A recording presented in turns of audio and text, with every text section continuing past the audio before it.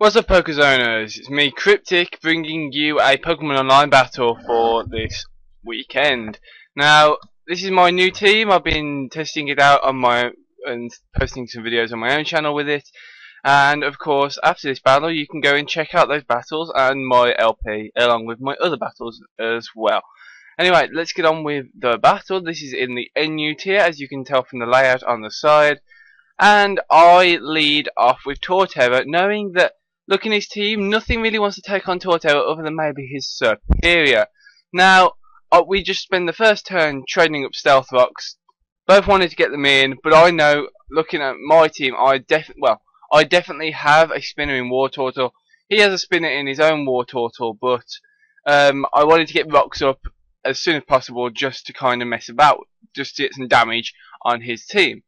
So, on the second turn, I'll go for the Earthquake. He knows he can live it because I've Sturdy, and goes for the Toxic, which is okay considering it. I'm alright with that because I actually have the Altaria with Heal Bell, so I'm fine with that.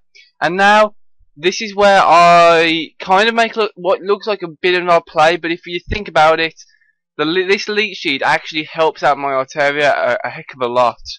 Now, he goes to the Toxic, he misses, which at the end of the day doesn't matter that much because Altaria does have that Natural Cure and Heal Bell anyway. And looking at now, you can see why I went for the Leech Seed. I went for the Leech Seed because now Altaria is at 93% health, which is amazing considering I've already come in on Stealth Rocks. So he goes in the Skunk Tank, and I did not expect the Hidden Power Ice. I was expecting maybe Taunt or maybe Sucker Punch, but I went for the Dragon Pulse expecting him to Taunt because if he could have gone for Sucker Punch, predicting me to go for a move, predicting him to Taunt, but he actually just goes straight for the Hidden Power, and I go for the Dragon Pulse and get a little bit of damage off him, which is nice. Now I go for the Sucker Punch, and on the turn I switch, obviously it fails. Now I go into War Turtle, knowing that if he's running the Hidden Power Ice, he can hardly. I don't think he can really touch me because I don't think he'd be running maybe Toxic. Now he goes into the goes into Lapras, gets off a Dragon Dance, and I go for the Seismic Toss, and that's where.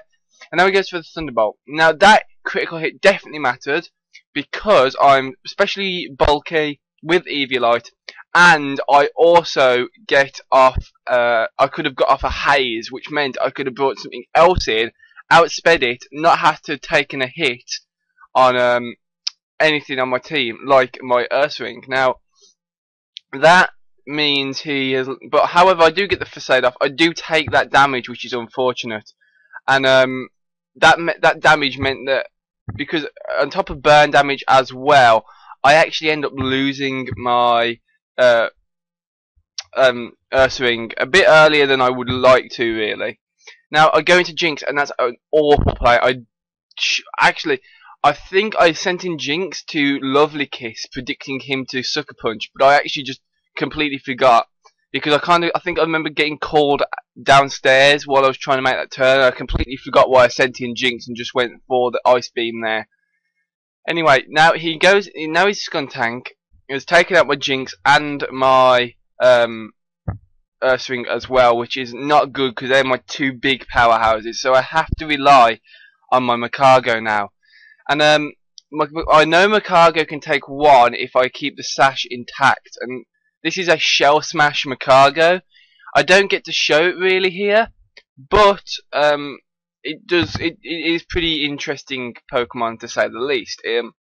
Unfortunately here, I know if he's specially bulky, he can take a Hidden Power Grass, considering I'm not boosted in any way, and go for the Surf and easily take me out. And that's I kind of wanted to preserve my Macargo more as Death Fodder, just in case I need to Death Fodder something to get a free switch. Now here he goes for the Protect, and I'm just trying to get off some damage. I know Woodhammer's going to do a lot of damage.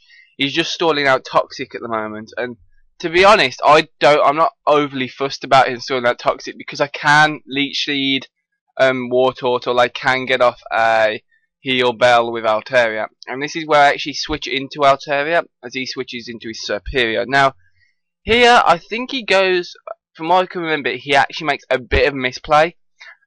oh no, this is a different superior. There was a different superior that was using Carmine against me. But he goes for the Leech Seed, and I actually get that Toxic off on his superior, which will severely limit what he can actually do to me now. And this is a perfect opportunity, because he goes for the Taunt, which means I can't Roost. And I actually just went for the Roost just in case he hadn't got the Taunt. But he has, and that means I'm taking Leech Seed damage that I really don't want to be taking. Now, that means I've got to switch out, and I think I misplay here and go into Torterra. I think as he goes for the Giga Drain, I should probably have just switched out to my Macargo here. But I think at the end, I took this battle 5 days ago, so it's a bit rusty on my memory now. But I think I should have gone into Macargo, but from what I can remember, Macargo actually does something right now. Now here, I think he makes a bit of a misplay. Now this is a misplay I was thinking about earlier. For some reason he just doesn't go for Giga Drain. I don't know why he doesn't go for Giga Drain. Perhaps he was predicting me to switch, maybe. But I get that Fire Blast off because I think he's definitely gone for the negative priority Dragon Tail there. And that actually gives me a Fire Blast, take out the superior. So Macargo's taken 2 kills today, which is great work, Macargo. He's got a War Turtle. I now have Altaria and Torterra, and I know for a fact that unless he's for some reason running Ice Beam, my team can easily, Altaria on her own can easily ward this War Turtle.